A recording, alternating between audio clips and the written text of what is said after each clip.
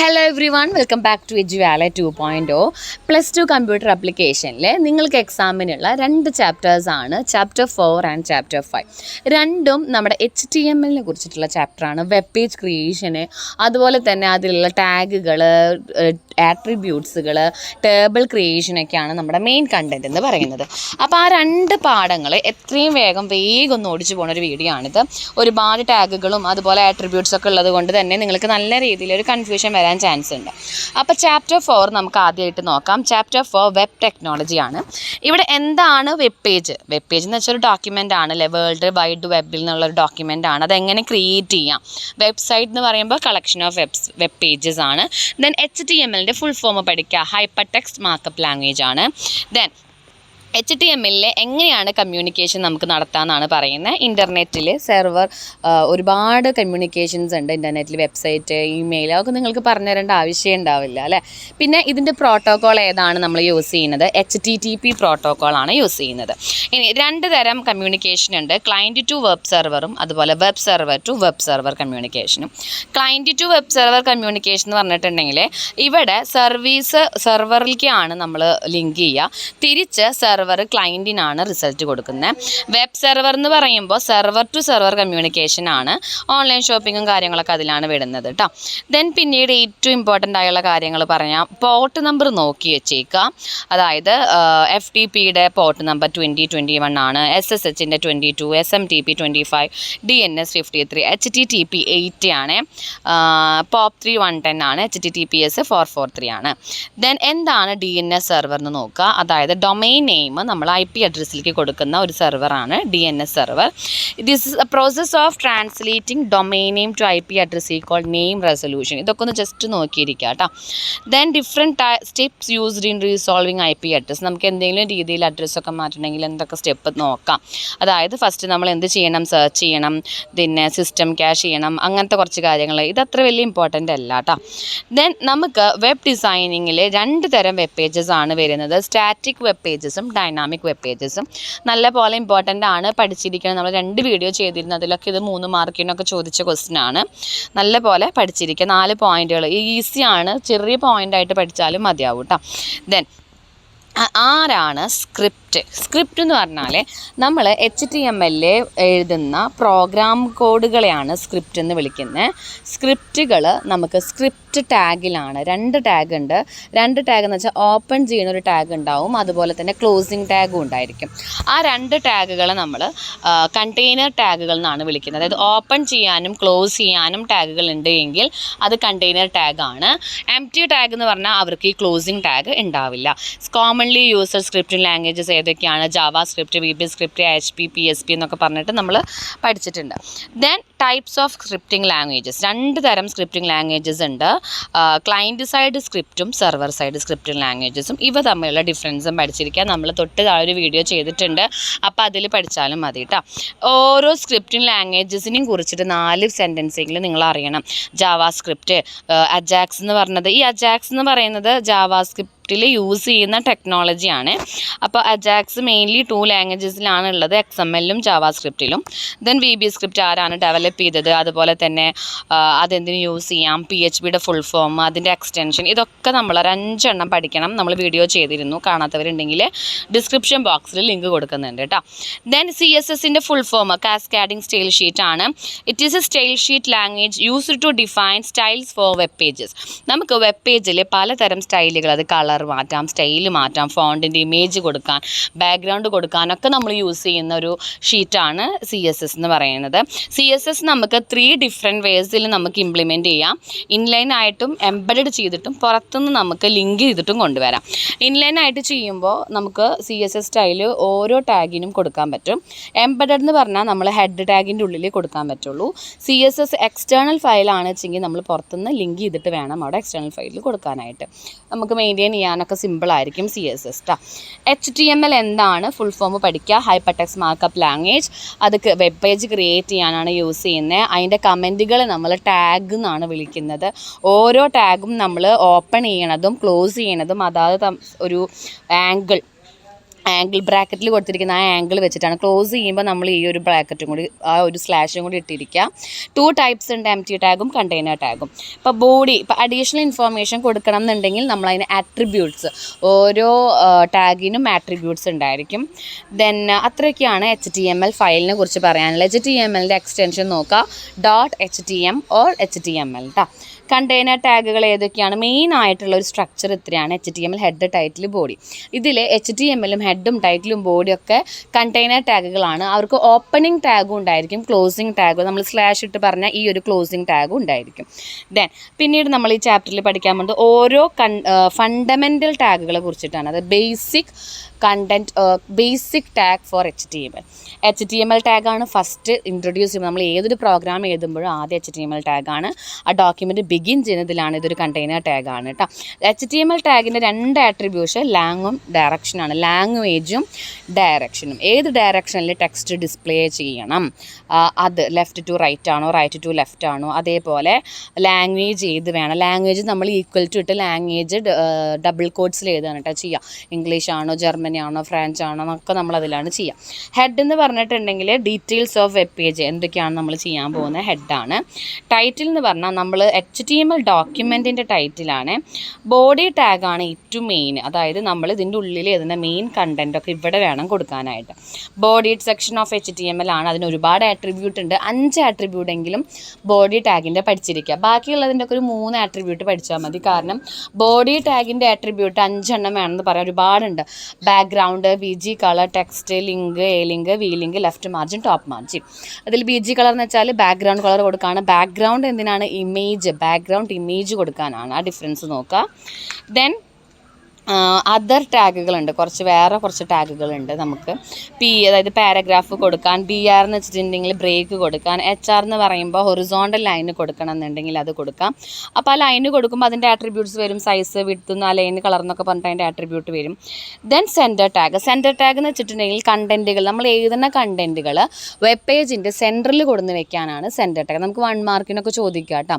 Centre tag use ചെയ്യുന്നത് എന്തിനാണ്? അല്ലെങ്കിൽ സെൻറ്ററിലാണ് നമുക്ക് വരുന്നത് എങ്കിൽ ഏത് ടാഗ് യൂസ് ചെയ്യാം? സെൻറ്റർ ടാഗാണ്. ടെക്സ്റ്റ് ഫോർമാറ്റിംഗ് ടാഗുകൾ പഠിക്കണം, നല്ല ഇമ്പോർട്ടൻ്റ് ആണ്. ഒരു 4-5 എണ്ണം ഇതിലും പഠിച്ചിരിക്കുക. അതായത് നമ്മൾ എഴുതിയ ടെക്സ്റ്റുകൾ ഉണ്ടല്ലോ, വേർഡ്സുകൾ, അതിന് എത്രത്തോളം ഫോർമേഷൻ കൊടുക്കാം. ബോൾഡ് വേണോ, അല്ലെങ്കിൽ ഇറ്റാലിക് വേണോ, അല്ലെങ്കിൽ അണ്ടർലൈൻ കൊടുക്കണോ, സ്ട്രൈക്ക് ചെയ്യണോ, ബിഗ് വേണോ, സ്മോൾ വേണോ, സബാണോ, സൂപ്പർസ്ക്രിപ്റ്റ് ആണോ, സബ്സ്ക്രിപ്റ്റ് ആണോ, അത് കൊടുക്കുക. ദെൻ പ്രീ എന്ന് പറയുന്നത് പ്രീ ഫോർമാറ്റഡ് ടെക്സ്റ്റുകളാണ്. ആ ടാഗുകളെല്ലാം ഓൾറെഡി നമുക്ക് ഒറിജിനൽ ഉണ്ടായിരിക്കും കേട്ടോ. Then address tag. Address tag എന്ന് വെച്ചിട്ടുണ്ടെങ്കിൽ പോസ്റ്റൽ അഡ്രസ്സൊക്കെ കൊടുക്കണം എന്നുണ്ടെങ്കിൽ ഫോൺ നമ്പർ, പിൻകോഡൊക്കെ നമ്മൾ കൊടുക്കില്ലേ, അതിനാണ് അഡ്രസ് ടാഗ് യൂസ് ചെയ്യുന്നത്. മാർക്ക് യു ടാഗ് വളരെ ഇമ്പോർട്ടൻ്റ് ആയ ടാഗാണ്. ഒരുപാട് പഠിക്കണം. 3 മാർക്കിനാണ് ചോദിക്കാറ്. അപ്പോൾ എല്ലാ ടാഗുകളും എന്താണെന്ന് ജസ്റ്റ് അറിയാം. എന്നിട്ട് ഓരോ ടാഗിനും സെപ്പറേറ്റ് പഠിക്കുമ്പോൾ മാർക്ക് യു ടാഗ് നല്ല ഇമ്പോർട്ടൻ്റ് ആണ്. അപ്പോൾ അങ്ങനെ പഠിക്കാം. മാർക്ക് യു ടാഗ് എന്തിനാ? സ്ക്രോൾ ചെയ്യാനായിട്ടാണ്. നമ്മൾ വിചാരിച്ച ആ ഒരു ടെക്സ്റ്റ് അങ്ങോട്ടും ഇങ്ങോട്ടൊക്കെ നീങ്ങണം നമ്മൾ വിചാരിച്ച പോലെ, എങ്കിൽ അതിനാണ് മാർക്ക് യു. അതിൻ്റെ ആട്രിബ്യൂട്ട്സ് എന്ന് പറയുന്നത് ഹൈറ്റ്, വിഡ്ത്ത്, എച്ച് സ്പേസ്. ഹൈറ്റും വിഡ്ത്ത് എത്രത്തോളം വേണം. ഓക്കെ, നെക്സ്റ്റ് നമ്മൾ പറഞ്ഞ പോലെ വെബ് ഡിസൈനിങ് യൂസിങ് HTML. ഇവിടെ HTML നമ്മൾക്ക് എന്തൊക്കെ ഇൻക്ലൂഡ് ചെയ്യാം? ലിസ്റ്റുകൾ ഇൻക്ലൂഡ് ചെയ്യാം, ടേബിൾ ഇൻക്ലൂഡ് ചെയ്യാം. അതിനൊക്കെയുള്ള ടാഗും ആട്രിബ്യൂട്ട്സ് ആണ് പഠിക്കുന്നത്. 3 തരം ലിസ്റ്റുകളുണ്ട്: unordered list, ordered list and definition list. Unordered list എന്ന് പറയുമ്പോൾ നമുക്ക് ഓർഡർ ആയിട്ട് കൊടുക്കേണ്ട ആവശ്യമൊന്നുമില്ല. ജസ്റ്റ് വല്ല ബുള്ളറ്റോ സ്റ്റാറോ അല്ലെങ്കിൽ ഒരു ഏരോ മാർക്കോ ഒരു ഹൈഫണൊക്കെ ഇട്ടിട്ട് നമുക്ക് സാധനങ്ങൾ ഇങ്ങനെ എഴുതാം. നമ്മളൊക്കെ ബില്ലിടുന്ന പോലെ എഴുതുന്നതിനാണ് അൺഓർഡേർഡ് ലിസ്റ്റ്. അൺഓർഡേർഡ് ലിസ്റ്റിൻ്റെ ടാഗ് UL ആണ്. ഓരോ ഐറ്റം നമ്മൾ എഴുതുന്നത് LI എന്ന് പറഞ്ഞിട്ട് നമ്മൾ എന്ത് ചെയ്യണം? ഓരോന്നും എഴുതാം കേട്ടോ. ഇതൊക്കെ കണ്ടെയ്നർ ടാഗാണ് കേട്ടോ. ക്ലോസ് ചെയ്യണം എങ്കിൽ മാത്രം. ഇപ്പോൾ ഇതിലിപ്പോൾ ഡിസ്ക് UL എന്ന് പറയുന്നത് ഡിസ്ക്കാണ്. അപ്പോൾ ഡിസ്കിൻ്റെ അണ്ടറിൽ എന്തൊക്കെയാണ് വരിക? ആപ്പിൾ, ഓറഞ്ച്, മാംഗോ എന്ന് പറഞ്ഞിട്ട് അങ്ങനെ ഓർഡർ പ്രത്യേകിച്ചൊന്നും ഇല്ലാണ്ട് വല്ല ബുള്ളറ്റിനോ എന്തായാലും വരുള്ളൂ. ഓർഡർ ലിസ്റ്റ് എന്ന് പറയുമ്പോൾ നമ്മൾ നമ്പേഴ്സോ അൽഫബറ്റ്സോ ന്യൂമറിക്സോ എന്തെങ്കിലും നമ്മൾ ഓർഡർ ആയിട്ട് എടുക്കും. 1 2 3 അല്ലെങ്കിൽ ABCDEFG അല്ലെങ്കിൽ റോമൻ ലെറ്റേഴ്സ് അങ്ങനെ എന്തെങ്കിലും നമ്മൾ എന്ത് ചെയ്യും? ഇത് കൊടുക്കും. അതിന് ആട്രിബ്യൂട്ട്സ് ഉണ്ട്. ടൈപ്പ് എവിടുന്ന് മുതൽ എവിടുന്ന് സ്റ്റാർട്ട് ചെയ്യണം. 1 മുതലാണ് മുതലാണോ 10 മുതലാണോ എന്നുള്ളത് ആട്രിബ്യൂട്ട്സ് ഉണ്ട്. ദെൻ ഡെഫിനിഷൻ ലിസ്റ്റ് എന്ന് പറയുമ്പോൾ നമുക്ക് ഡിഫൈൻ ചെയ്യാൻ what you mean by computer എന്ന് കൊടുത്ത് കണ്ടില്ല. അപ്പോൾ computer is a digital electronic machine. അപ്പോൾ നമുക്ക് അതിൻ്റെ ഔട്ട്പുട്ടായിട്ട് കമ്പ്യൂട്ടർ, അതിൻ്റെ താഴെ അതിൻ്റെ ഡെഫിനിഷൻ വരും. അപ്പോൾ അതിൻ്റെ ഡെഫിനിഷൻ കൊടുക്കുന്നത് DD ആണ്, ടേം DT ആയിരിക്കും. ഓക്കെ. ദെൻ നെസ്റ്റഡ് ലിസ്റ്റ് എന്താണ്? A list inside another list is called nested list. ഒരു ലിസ്റ്റിൻ്റെ ഉള്ളിലുള്ള ലിസ്റ്റിനെയാണ് നമ്മൾ നെസ്റ്റഡ് ലിസ്റ്റ് എന്ന് വിളിക്കുന്നത്. എക്സാമ്പിൾ പറയുകയാണെങ്കിൽ ഒരു ഓർഡർ ലിസ്റ്റിൻ്റെ ഇൻസൈഡിൽ നമുക്ക് വേറൊരു ഓർഡർ ലിസ്റ്റ് കൊടുക്കാം. അൺഓർഡർ ലിസ്റ്റിൻ്റെ ഉള്ളിൽ നമുക്ക് നമ്പർ കൊടുത്തിട്ട് വേറെ ഒരു എക്സ്പ്ലനേഷൻ പോലെ കൊടുക്കാം. ദെൻ നെക്സ്റ്റ് ആണ് ലിങ്ക്. ഇപ്പോൾ നമ്മൾ എന്ത് ചെയ്തു? ലിസ്റ്റുകൾ കൊടുത്തു, ഇനി ലിങ്ക് കൊടുക്കാം. നമ്മൾ ഈ പാഠം മൊത്തം ഒരു വെബ് പേജിൽ നമ്മൾ കഴിഞ്ഞ ചാപ്റ്ററിൽ വെബ് പേജിൻ്റെ മെയിൻ സാധനങ്ങളായിരുന്നു അല്ലേ, അതായത് പഠിച്ചത് ബേസിക് കാര്യങ്ങളും അതിലെങ്ങനെയാണ് ടാഗുകളൊക്കെ ഉണ്ടോ എത്രത്തോളം നമുക്ക് ഭംഗിയാക്കാം. ഇനി അതിൻ്റെ ഉള്ളിൽ നമുക്ക് ഇതുപോലെ ലിസ്റ്റുകൾ ഇൻക്ലൂഡ് ചെയ്യാമെന്ന് പറഞ്ഞു. അടുത്തത് ലിങ്ക് കൊടുക്കാം. എങ്ങനെ നമുക്ക് ലിങ്ക് കൊടുക്കാം? ഹൈപ്പർ ലിങ്ക് കൊടുക്കണമെങ്കിൽ നമ്മൾ യൂസ് ചെയ്യുന്ന ടാഗിൻ്റെ പേരാണ് ആങ്കർ ടാഗ് എന്നാണ് നമ്മൾ പറയുക, ഹൈപ്പർ ലിങ്ക് കേട്ടോ. Important attributes of A tag എന്താണ്? HRFഉം അതുപോലെ തന്നെ നെയിമും. ദെൻ എങ്ങനെയൊക്കെ നമുക്ക് ലിങ്ക് കൊടുക്കാം? എക്സ്റ്റേണൽ ലിങ്കും കൊടുക്കാം, ഇൻറ്റേർണൽ ലിങ്കും കൊടുക്കാം. എക്സ്റ്റേണൽ ലിങ്ക് എന്ന് പറയുമ്പോൾ നമ്മൾ URL പുറത്ത് നിങ്ങളുടെ കോപ്പി പേസ്റ്റ് ചെയ്ത് കൊണ്ടുവരണം. ഇൻറ്റേർണൽ ലിങ്ക് എന്ന് പറയുമ്പോൾ പർട്ടിക്കുലർ സെക്ഷൻ്റെ ഉള്ളിൽ തന്നെ നമ്മൾ ജസ്റ്റ് പറഞ്ഞാൽ മതി, അതിന് നമ്മൾ നെയിം ജസ്റ്റ് വെച്ചിട്ട് കൊടുത്താൽ മതിയാവും കേട്ടോ. ദെൻ ഇമെയിൽ ലിങ്കും കൊടുക്കാം. ഇമെയിൽ ലിങ്ക് കൊടുക്കുമ്പോൾ മെയിൽ ടു പ്രോട്ടോകോൾ ആണ് നമ്മൾ യൂസ് ചെയ്യുക ഏതിലെ വെബ് പേജിൽ. ദെൻ ഗ്രാഫിക്കൽ ഹൈപ്പർ ലിങ്ക് ആണ് കൊടുക്കുന്നത് എങ്കിൽ നമുക്ക് IMG SRC ഒക്കെ യൂസ് ചെയ്തിട്ട് ഇമേജ് ഒക്കെ വെച്ചിട്ട് കൊടുക്കാം. പിന്നെ മ്യൂസിക്കും വീഡിയോസൊക്കെ നമുക്ക് കൊടുക്കണമെങ്കിൽ embed, no embed, BG sound എന്നൊക്കെ പറഞ്ഞിട്ട് നമുക്ക് അതിൻ്റെ ഉള്ളിൽ കൊടുത്താൽ മതിയാവും. ദെൻ നമുക്ക് ഇമ്പോർട്ടൻ്റ് ആയിട്ട് വരുന്ന അടുത്ത സെക്ഷനാണ് ടേബിൾ എങ്ങനെ ക്രിയേറ്റ് ചെയ്യാം. ഇപ്പം നമ്മൾ എന്തൊക്കെ കൊടുത്തു? അതിൻ്റെ ഉള്ളിൽ ലിസ്റ്റുകൾ കൊടുത്തു, ലിസ്റ്റിൻ്റെ ഉള്ളിൽ ലിസ്റ്റ് കൊടുത്ത് നെസ്റ്റഡ് ലിസ്റ്റ് എന്ന് പഠിച്ചു. പിന്നീട് നമ്മളതിൽ എന്ത് കൊടുത്തു? ലിങ്ക് കൊടുത്തു. അത് പുറത്തുനിന്നും അകത്തുനിന്നും ഇൻറ്റേർണലും എക്സ്റ്റേണൽ ലിങ്കുകളൊക്കെ നമ്മൾ കൊടുത്തു കഴിഞ്ഞു. മ്യൂസിക്കും വീഡിയോസും ബാക്ക്ഗ്രൗണ്ടും ഒക്കെ നമ്മൾ കൊടുത്തു. ഇനി നമുക്ക് ടേബിൾ എങ്ങനെ ക്രിയേറ്റ് ചെയ്യാം? ടേബിൾ ക്രിയേറ്റ് ചെയ്യാൻ നമ്മൾ യൂസ് ചെയ്യുന്ന ടാഗാണ് ടേബിൾ ടാഗ്. ടേബിൾ ടാഗിൽ റോസ് TR, നമ്മൾ കോളത്തിന് നമ്മൾ ഹെഡിങ് കൊടുക്കുമ്പോൾ TH ആണ് കൊടുക്കുന്നത്. അതിൻ്റെ ഉള്ളിൽ ഡാറ്റാസ് കൊടുക്കുമ്പോൾ TD ടാഗാണ് കൊടുക്കുക. ഇതൊക്കെ കണ്ടെയ്നർ ടാഗുകളാണ് കേട്ടോ. ആട്രിബ്യൂട്ട്സ് ഓഫ് ടേബിൾ ടാഗ് വളരെ ഇമ്പോർട്ടൻ്റ് ആണ്. Border colour, align, BG colour, background cell, spacing, cells padding.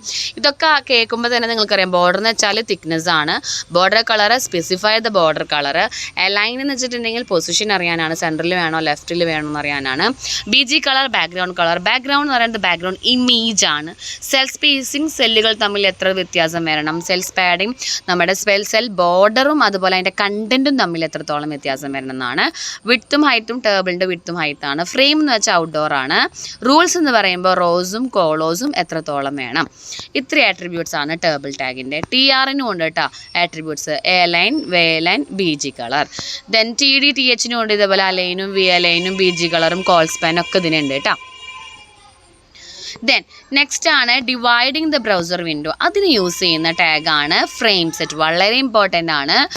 Table tag, frame set tag, form tag, frame tag, ഇതൊക്കെയാണ് ഈ ചാപ്റ്ററിൽ നമുക്ക് ഇമ്പോർട്ടൻ്റ് ആയിട്ടുള്ളത്. IMG ടാഗൊക്കെ. ഫ്രെയിം സെറ്റ് ആണ് ബ്രൗസർ വിൻഡോനെ ഡിവൈഡ് ചെയ്യാൻ യൂസ് ചെയ്യുക. അതിൻ്റെ ആട്രിബ്യൂട്ട്സ് ഏതാ? Cols, rows, border and border colour. Then frame tag എന്തിനാണ്? ഫ്രെയിമിൻ്റെ ഇൻസൈഡിൽ കൊടുക്കുന്നതിനാണ് ഫ്രെയിം ടാഗ്. അതിൻ്റെ ഇമ്പോർട്ടൻ്റ് SRC, സ്ക്രോളിംഗ്, നോസേഴ്സ്, മാർജിൻ വിഡ്ത്ത്, ഹൈറ്റ്, നെയിം കേട്ടോ. നെസ്റ്റിംഗ് ഫ്രെയിം സെറ്റ് എന്ന് വെച്ചാൽ എന്തായിരിക്കും? ഫ്രെയിം സെറ്റിൻ്റെ ഉള്ളിൽ വേറൊരു ഫ്രെയിം ടാഗ് കൊടുക്കുക. അതാണ് നെസ്റ്റിംഗ്, നമ്മൾ ലിസ്റ്റ് പറഞ്ഞ പോലെ. ദെൻ ഫോമുകൾ. നമുക്ക് ഫോമുകൾ ക്രിയേറ്റ് ചെയ്യാൻ പറ്റും വെബ് പേജിൽ. അതിനാണ് ഫോം ടാഗ് യൂസ് ചെയ്യുന്നത്. ഫോം ടാഗിൻ്റെ attributes action, method, target, name. Form 2 തരം ഉണ്ട്. ഫോമും ഉണ്ട്, അതുപോലെ തന്നെ നമുക്ക് എന്താ പറയുക, കൺട്രോളുകളായിട്ടും. കണ്ടെയ്നർ ടാഗ് ആണ്, അതുപോലെ കൺട്രോളുകളായിട്ടും നമുക്ക് യൂസ് ചെയ്യാം. Different form controls, input, text area, select, ഇതൊക്കെ ഫോമിൻ്റെ അണ്ടറിൽ വരുന്ന ടാഗുകളാണ്. ദെൻ ഇൻപുട്ട് ടാഗ് എന്താണ്? ഇൻപുട്ട് ടാഗ് എന്ന് വെച്ചിട്ടുണ്ടെങ്കിൽ empty ടാഗാണ്, ക്ലോസ് ചെയ്യേണ്ട ആവശ്യമില്ല. അതിൻ്റെ ആട്രിബ്യൂട്ട്സുകൾ നോക്കുക. നമുക്ക് വാല്യൂ ഇതുപോലെ ഉണ്ടായിരിക്കും, വാല്യൂ ടൈപ്പ് നമുക്ക് ഉണ്ടായിരിക്കും. Then text area. ഓക്കെ, ഇനി നെക്സ്റ്റ് ഉള്ളതാണ് ടെക്സ്റ്റ് ഏരിയ. ടെക്സ്റ്റ് ഏരിയ എന്ന് വെച്ചാൽ നമുക്ക് മൾട്ടി ലൈനിൽ എന്തെങ്കിലും ക്രിയേറ്റ് ചെയ്യാൻ. ടെക്സ്റ്റ് ബോക്സ് ആണ്, ടെക്സ്റ്റ് ബോക്സ് കൊടുക്കണമെന്നെങ്കിൽ നമ്മൾ ഫോമിലൊക്കെ ടെക്സ്റ്റ് ബോക്സ് കൊടുക്കില്ലേ, ഒരു ടെക്സ്റ്റ് എഴുതാൻ വേണ്ടി ഒരു കുഞ്ഞൊരു ബോക്സൊക്കെ കൊടുക്കില്ലേ, അതാണ് ടെക്സ്റ്റ് ഏരിയ. സെലക്ട് എന്ന് വെച്ചിട്ടുണ്ടെങ്കിൽ ഡ്രോപ്പ് ഡൗൺ ലിസ്റ്റ് കൊടുക്കണം, എന്നിട്ട് അതിൽ നമ്മൾ സെലക്ട് ചെയ്തെടുക്കില്ലേ, നിങ്ങൾക്ക് ഈ ഡേറ്റ് ഓഫ് ബർത്ത് ഒക്കെ തരുമ്പോൾ അതിന് വേണ്ടിയിട്ടാണ് സെലക്ട് നോക്കുന്നത്. ഫീൽഡ് സെറ്റ് എന്ന് വെച്ചിട്ടുണ്ടെങ്കിൽ നമുക്ക് എലമെൻറ്റ്, ഈ ഫോമിൻ്റെ ഉള്ളിൽ തന്നെ ഒരേ ടൈപ്പ് എഴുതണമെങ്കിൽ ഓരോ ഫീൽഡുകൾ കൊടുക്കും നിങ്ങളുടെ അഭിപ്രായം എന്നൊക്കെ ചോദിച്ചിട്ട് അത്. അങ്ങനെ ഇത്രയാണ് ഈ ചാപ്റ്ററിൽ നമുക്ക് പഠിക്കാനുള്ളത്. ഇത്രയും പഠിച്ചാൽ നമുക്ക് 2 ചാപ്റ്ററിൽ നിന്ന് ഏകദേശമൊക്കെ ആയിട്ടുണ്ട്. അപ്പോൾ ടാഗുകൾ മെയിനായിട്ട് നിങ്ങൾ പഠിക്കേണ്ട ടാഗുകൾ പറഞ്ഞിരുന്നല്ലോ, IMG tag, markup tag, form, frameset, ഇതൊക്കെ നന്നായി പഠിക്കുക കേട്ടോ. ഓക്കെ ഡിയർ സ്റ്റുഡൻറ്റ്, അപ്പോൾ നിങ്ങൾക്ക് വീഡിയോ ഹെൽപ്ഫുൾ ആയെന്ന് വിചാരിക്കുന്നു. ഹെൽപ്ഫുൾ ആയെങ്കിൽ ഫ്രണ്ട്സിനൊക്കെ അയച്ചു കൊടുക്കാൻ മറക്കരുത്. Okay, thank you.